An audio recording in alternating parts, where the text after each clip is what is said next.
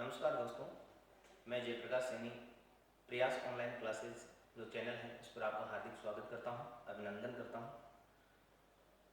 ये जो कोरोना महामारी, वैश्विक महामारी आई है, इसके चलते हम आपके लिए जो ऑफलाइन क्लासेस लगा रखे थे उनमें कुछ बाधाएं उत्पन्न हो गई हैं, क्योंकि हम सब एक दूसरे के हित की कामना करते हैं। इसलिए सरकार के नियमों का पालना करते हुए हमने एक बार ऑफलाइन क्लासेज हैं वो बंद कर दी हैं और फिर सोचे कि जब हम सब घर पर बैठे हैं तो क्यों ना हम आपके लिए तैयारी के लिए कुछ ऑनलाइन क्लासेज स्टार्ट कर दें। इसके लिए हमने ये जो सेशन शुरू किया है जिसमें हम सभी सब्जेक्ट्स के आपके लिए ऑनलाइन क्लासेस लेकर के आ रहे हैं। तो मैं आपके सामने संस्कृत से संबंधित जो अपना रिट का जो पाठ्यक्रम है उसके आधार पर हम जो ग्रामर और शिक्षण विधियों के जो पार्ट हैं उन पर हम जो रिट में जो हम तैयारी कर रहे हैं उसके लिए मैं जो कुछ टॉपिक्स आपके लिए लेके आ रहा हूँ, तो आप इस चैनल पर हमेशा लगातार बने रहें और संस्कृत में जो भी डाउट्स आपके रहें वो कमेंट बॉक्स में आप लिखते रहेंगे। तो चलो अधिक समय न गंवाते हुए हम अपने पार्ट को आगे स्टार्ट करते हैं। तो सबसे पहले मैं संस्कृत की बात करूँ तो सामान्यतः हम सब ये जानते हैं कि रिट का अपना जो पाठ्यक्रम है, इस रिट के पाठ्यक्रम में संस्कृत का जो भाग है वो 30 प्रश्नों को लेकर के हैं, अर्थात अपने संपूर्ण पेपर का 20% भाग जो है वो संस्कृत का समेटे हुए हैं। आप ऐसे कहेंगे कि आप चाहे संस्कृत को भाषा प्रथम के रूप में चयन कर रहे हो या भाषा द्वितीय के रूप में चयन कर रहे हो, उसके 30 प्रश्न आने हैं जिनमें से किसी एक भाषा के रूप में आपको संस्कृत को चयन करना है। अब ये जो 30 प्रश्न हैं इसके लिए हमने कहा है कि ये जो 30 प्रश्न हैं वो 15-15 भागों में, दो भागों में 15-15 प्रश्न के रूप में डिवाइड किए हुए हैं, जिनमें 15 प्रश्न आपके होंगे व्याकरण वाले पार्ट के और 15 प्रश्न आपके होंगे जो शिक्षण विधियों का जो पार्ट है उससे। तो सबसे पहले हम अपना जो पार्ट स्टार्ट करेंगे वो व्याकरण का पार्ट स्टार्ट करेंगे। तो आज हम यहीं से स्टार्ट करते हैं अपने व्याकरण की क्लासेज में। तो सबसे पहले जो व्याकरण है उसके ऊपर हम चर्चा करते हैं।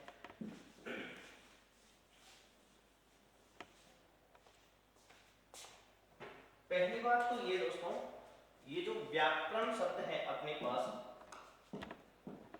व्याकरण, तो व्याकरण शब्द बना कैसे है, इसकी व्युत्पत्ति, इसके बारे में हम चर्चा करते हैं। व्याकरण किसे कहते हैं, व्याकरण शब्द कैसे बना है, व्याकरण की व्युत्पत्ति और जो षट वेदांग हैं उनमें व्याकरण का क्या महत्व है, इस पर चर्चा करते हैं। तो सबसे पहले हम इस शब्द की व्युत्पत्ति की बात करते हैं। व्युत्पत्ति से तात्पर्य है संरचना, इसका निर्माण, व्याकरण का निर्माण कैसे हुआ है। तो व्याकरण शब्द में वी और आंग ये दो उपसर्ग हैं, आंग का ही शेष रहता है यहाँ आ।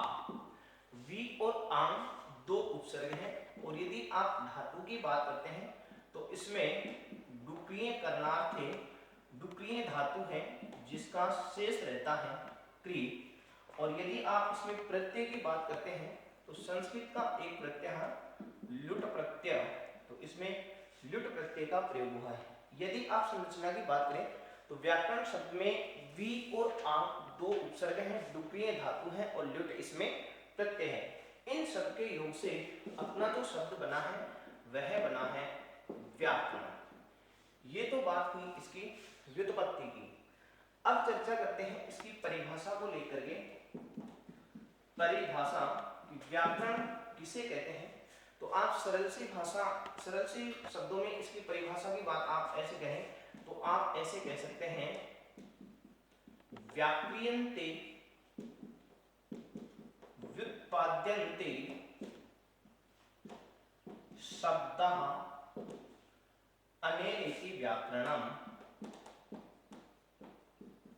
अनेनेति व्याकरणम्। अर्थात इसका अर्थ क्या है, अर्थ कहते हैं कि ऐसा शास्त्र, अनेन इति ऐसा शास्त्र जिसके द्वारा शब्दों की व्युत्पत्ति तथा शुद्धता का ज्ञान प्राप्त होता है। जिस शास्त्र के द्वारा, जिस विधा के द्वारा हम शब्दों की व्युत्पत्ति तथा उनकी शुद्धता का ज्ञान प्राप्त करते हैं उसे हम व्याकरण कहते हैं। यदि हम बात करें इसके सामान्य से तो आप ऐसे कह सकते हैं कि जो षट वेदांग हम जो पढ़ते हैं, षट वेदांग, और इन षट वेदांगों में यदि हम व्याकरण की बात करते हैं तो आप ऐसे कह सकते हो, व्याकरण को वेद पुरुष के मुख की संज्ञा दी गई है। षट वेदांगों में व्याकरण को वेद पुरुष के मुख की संज्ञा दी गई है। षट वेदांग 6 माने गए हैं, 6 वेदांग, वेद को एक पुरुष की संज्ञा दी गई है, वेद पुरुष, और उसके 6 अंग माने गए हैं जिसे हम षट वेदांग कहते हैं। और वे जो 6 अंग हैं वो शिक्षा, कल्प, निरुक्त, ज्योतिष, व्याकरण और छंद, ये 6 षट वेदांग हैं जिनमें व्याकरण एक महत्वपूर्ण वेदांग माना गया है। और इसको जो वेद पुरुष के जो अंग हैं उनमें से व्याकरण को मुख की संज्ञा दी गई है। मुख की संज्ञा इसलिए दी गई है कि जिस प्रकार हम अपने विचारों को मौखिक रूप से प्रकट करते हैं तो सम्यक प्रकार से स्पष्ट कर पाते हैं, वैसे ही ये जो भाषा है, जो भी शब्द आदि आ रहे हैं, उन शब्दों का शाब्दिक अर्थ यदि हमें स्पष्ट करना है तो उसके व्याकरण ज्ञान से ही हमें प्राप्त हो सकता है। यहाँ तक आप ऐसे भी कह सकते हैं, यदि हमें व्याकरण ज्ञान नहीं है तो हम किसी भाषा का पूर्ण शुद्ध ज्ञान प्राप्त नहीं कर सकते। अतः भाषा का शुद्ध ज्ञान प्राप्त करने के लिए उसका व्याकरण ज्ञान होना अनिवार्य है। ये तो रही बात सामान्य सी व्याकरण शब्द को लेकर के। उसके बाद में यदि व्याकरण के आप अन्य नाम की बात करते हैं तो पतंजलि ने महाभाष्य में व्याकरण को शब्दानुशासन, व्याकरण को शब्दानुशासन की संज्ञा दी है। व्याकरण को शब्दानुशासन के नाम से भी जाना जाता है। ये तो रही बात समझ से। अब यहाँ से एक सरल सा मैं प्रश्न की बात करता हूँ। अभी आरटेट और रीट के जो पुराने पेपर्स लगे थे तो उसके रीट के पेपर में आप उठा करके देखेंगे कि व्याकरण शब्द देख करके यहाँ आपको इसमें प्रत्यय का ज्ञान पूछा गया है। ये रीट में ही आया हुआ प्रश्न है और आपसे ये पूछा गया था कि व्याकरण शब्द में कौन सा प्रत्यय है, और जो आंसर आया था अपना वह था ल्युट प्रत्यय। ये तो रही बात सामान्य से व्याकरण की। अब यहीं से चलते चलते हम व्याकरण के ऊपर एक सामान्य सी चर्चा और करते हैं, तो वो ये है व्याकरण के त्रिमुनि। यहां से भी कुछ सामान्य रूप में प्रश्न आए भी हैं और ऐसे ही प्रश्न आने की संभावना और भी है। यहाँ से कुछ प्रश्न बनते हैं।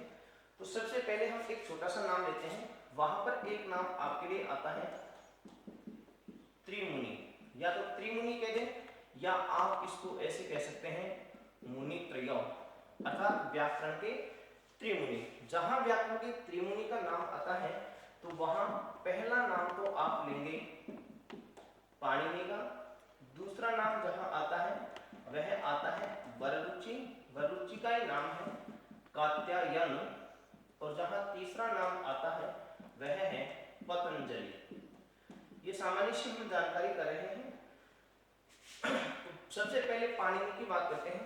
पाणिनि व्याकरण के जनक कहलाते हैं। इनको सूत्रकार के नाम से भी जाना जाता है।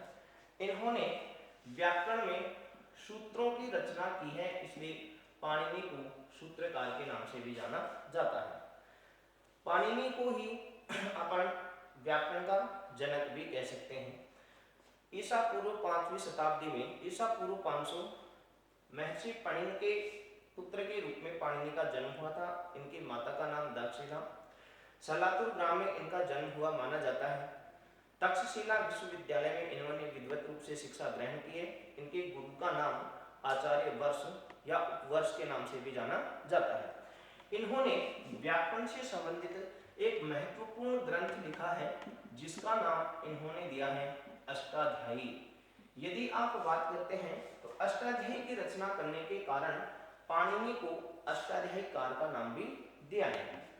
अष्टाध्यायी में सामान्य से आप ऐसे कह सकते हैं, इसके नाम से ही परिभाषा है। अध्याय यानी अध्याय, अष्ट यानी 8, अर्थात ये 8 अध्यायों का एक समूह है। अष्टानाम अध्यायानाम समाहारे इति अष्टाध्यायी, 8 अध्यायों का समूह है। और ये प्रश्न भी आपको रीट में पूछा जा चुका है कि अष्टाध्यायी में कितने अध्याय हैं। आंसर आया था 8 अध्याय। फिर उसके बाद सामान्य से अपन बात में पाणिनि के बाद में नंबर 2 व्याकरण में जो व्याकरण वेता हुए त्रिमुनियों में जो 2 नंबर पर गिने जाते हैं वे माने जाते हैं वररुचि, जिनको कात्यायन के नाम से भी जाना जाता है।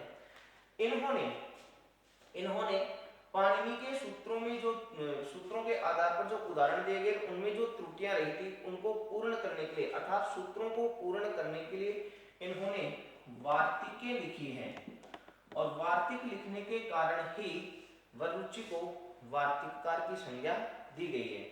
फिर उसके बाद वररुचि के बाद में नंबर 3 पर हुई पतंजलि। पतंजलि ने जो रचना करी है वह करी है महाभाष्य की, और महाभाष्य की रचना करने के कारण इनको महाभाष्यकार कहा जाता है। जैसे कि अपन ने अष्टाध्यायी में चर्चा करी कि इनमें अध्याय 8 हैं, वैसे ही महाभाष्य में 84 अथवा 85 आहनिक विद्यमान हैं। और आहनिक का अर्थ क्या होता है इसके बारे में हम सामान्य से जानकारी करें। आहनिक अहन शब्द से बना है, अहन धन एक बराबर आहनिक। अहन का तात्पर्य होता है दिवस दिन, मतलब आप ऐसे कहेंगे एक दिन का, आप ऐसे कह सकते हैं एक दिवस का लिखित कार्य, एक दिवस का लिखित कार्य एक आहनिक कहलाता है। अब यदि महाभाष्य में 84-85 आहनिक हैं तो इसका मतलब ये हो गया कि पतंजलि ने महाभाष्य की रचना 84-85 दिनों में की है। ये आपके लिए इंपॉर्टेंट प्रश्न बन चुका है कि पतंजलि ने महाभाष्य की रचना कितने दिनों में करी है, तो आपका आंसर होगा 84-85 दिनों में। जिस प्रकार अष्टाध्यायी में 8 अध्याय है, ठीक उसी प्रकार महाभाष्य में 84-85 क्या है, आहनिक है। यहाँ सामान्य से आपको ध्यान इनके बारे में रखना है कि व्याकरण के त्रिमुनि से संबंधित कोई प्रश्न आ जाए तो आप कहेंगे पहला पाणिनि, जिन्होंने रचना करी है अष्टाध्यायी की। पाणिनि को सूत्रकार के नाम से भी जाना जाता है क्योंकि इन्होंने सूत्रों की रचना करी है। उसके बाद नंबर 2 पर आते हैं वररुचि, जिनको कात्यायन के नाम से जाना जाता है। इन्होंने वार्तिकों की रचना करी है, इसलिए इनको वार्तिककार के नाम से जाना जाता है।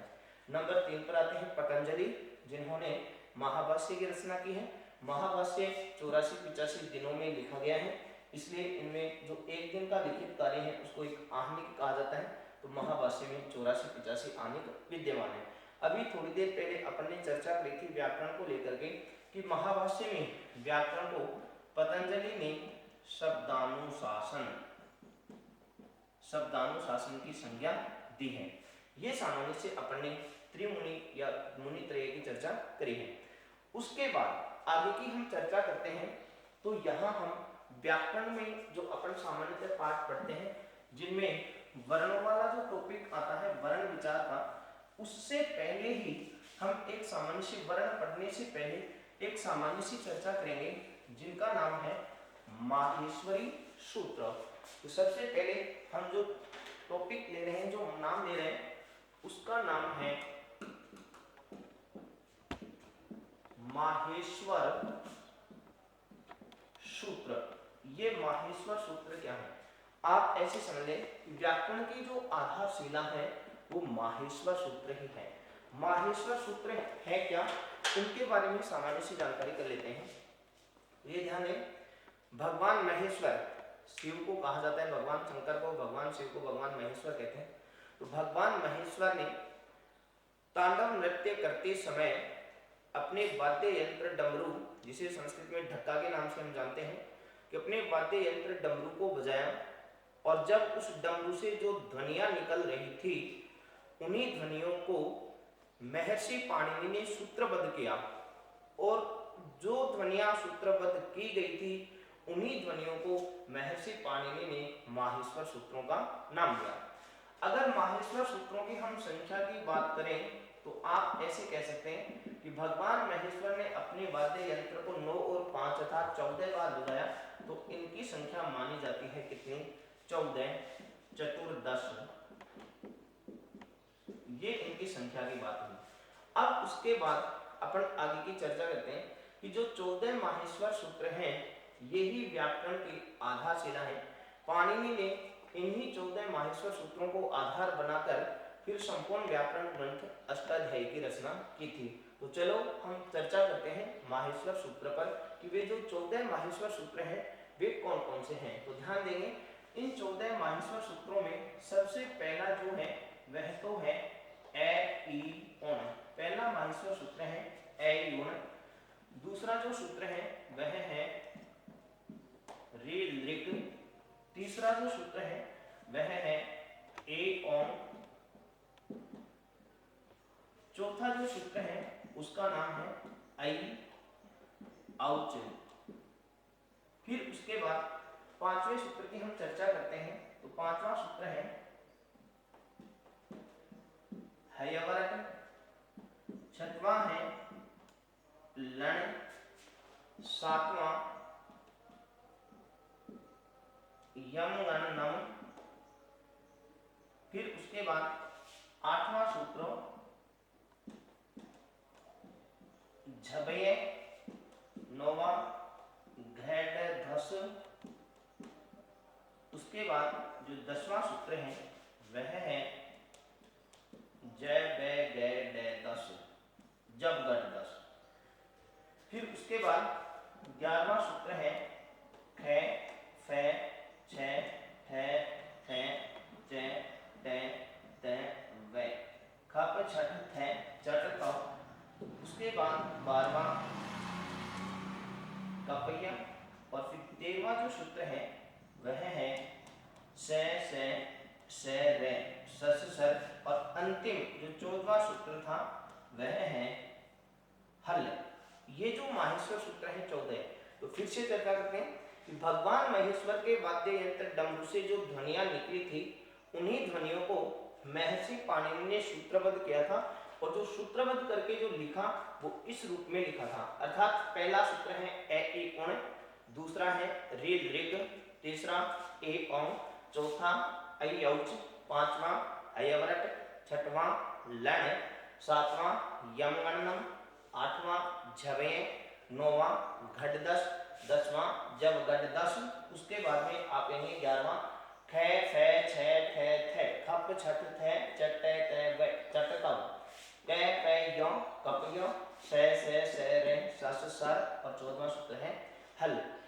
यहाँ आप ध्यान देंगे तो ये देंगे कि इन 14 सूत्रों में स्वर और व्यंजनों के अतिरिक्त और कुछ भी नहीं है। मतलब चलो एक सामान्य सी जानकारी, सरल सा तरीका इनका ढूंढते हैं। तो आप ये देखेंगे सूत्र संख्या 1 से लेकर के सूत्र संख्या 4 तक स्वर लिखे गए हैं। फिर उसके बाद आप ध्यान देंगे जो 5वां जो सूत्र है वहां से लेकर के 14वें सूत्र तक सभी के सभी व्यंजन हैं। सभी के सभी क्या हैं? व्यंजन। अगर आप इनकी भी चर्चा करते हैं तो ये ध्यान करेंगे इनका क्रम किस रूप में लिखा गया है। तो 5वें सूत्र में है ये वे रे और 6वें में ले। अर्थात ये जो है वर्ण है 5वें सूत्र में भी है और 14वें सूत्र में भी है। इसलिए है को वहां काउंट नहीं करके वर्णमाला में हम यहाँ काउंट करेंगे। तो आप ध्यान देंगे पहले तो यहाँ 6वें सूत्र तक तो दे रखे हैं अंतस्थ वर्ण। फिर 7वें सूत्र में वर्ग का 5वां वर्ण है। 8वें और 9वें सूत्र में प्रत्येक वर्ग का चतुर्थ वर्ण है। 10वें सूत्र में प्रत्येक वर्ग का तृतीय वर्ण है। 11वें सूत्र में यहाँ तक है तक तो है प्रत्येक वर्ग का दूसरा वर्ण। और फिर 6 से लेकर के 12वें सूत्र के इस ये तक यहाँ तक है प्रत्येक वर्ग का पहला वर्ण। और फिर अंत में जो 13वें और 14वें सूत्र हैं उनमें दे रखा है ऊष्म वर्ण। तो क्रमशः किस रूप में 1 से 4 तक स्वर, फिर 5 और 6 में अंतस्थ वर्ण, 7वें में वर्ग का पंचम वर्ण, 8 और 9 में वर्ग का चतुर्थ वर्ण, 10वें में वर्ग का तृतीय वर्ण, 11 और 12 दोनों को मिलाकर वर्ग का दूसरा और फिर पहला, और 13वें और 14वें में ऊष्म वर्ण। इस रूप में लिखे गए हैं। अब चलो यहाँ से हम इन सूत्रों से जो बनने वाले सामान्यतः जो प्रश्न हैं उनकी हम चर्चा करते हैं। तो पहला प्रश्न तो आपका यही बन गया कि माहेश्वर सूत्राणि कति, माहेश्वर सूत्र कितने हैं। तो आप कहेंगे माहेश्वर सूत्राणि चतुर्दश, माहेश्वर सूत्र कितने हैं? 14 हैं। फिर उसके बाद में अगली चर्चा सरल सी बात अपन ऐसे कहें तो इनमें ध्यान देंगे सभी सूत्रों के अंत में हलंत लगा हुआ है। इसलिए आप ऐसे कहेंगे कि संस्कृत में एक संज्ञा प्रकरण में एक सूत्र आता है हलंत्यम सूत्र। वो ऐसे कहता है उपदेश अवस्था में स्थित अंतिम हल वर्ण की इत संज्ञा होती है। उपदेश अवस्था, अंत्य अवस्था, अर्थात इन सूत्रों में जो अंतिम वर्ण है उसकी हलंत्यम सूत्र से कौन सी संज्ञा होगी? इत संज्ञा। और जिन वर्णों की इत संज्ञा होती है उन वर्णों का नाम होता है इत्संज्ञक वर्ण। तो एक अगला प्रश्न अपने ये बन गया कि माहेश्वर सूत्रेषु के वर्णाः इत्संज्ञका भवन्ति। माहेश्वर सूत्रों में कौन से वर्ण हैं जो इत्संज्ञक होते हैं? तो आपका उत्तर होगा अन्त्यः।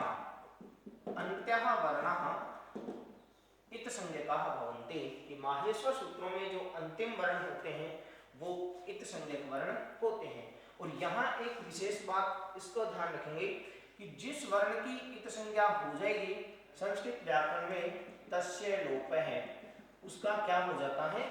लोप हो जाता है। अर्थात इत संज्ञक वर्ण का इत संज्ञक वर्ण का हमेशा ही क्या होगा? लोप होगा।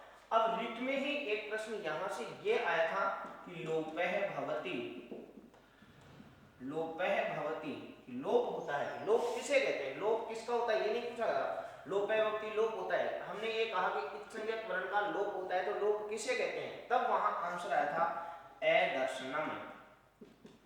ये लोप संज्ञा सूत्र है जिसे आप कहेंगे अदर्शनम लोपः।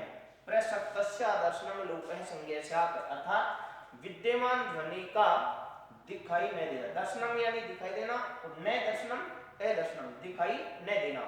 उपस्थित ध्वनि का, विद्यमान ध्वनि का दिखाई न देना ही क्या कहलाता है? लोप। तो जो आंसर आया था अपना वो ये था अदर्शनम, अदर्शन। ये तो रही बात इसकी लोप की। तो आपने ऐसे कहा इन सभी सूत्रों में अंतिम वर्ण की संज्ञा हो रही है और उसका क्या हो गया? लोप। अब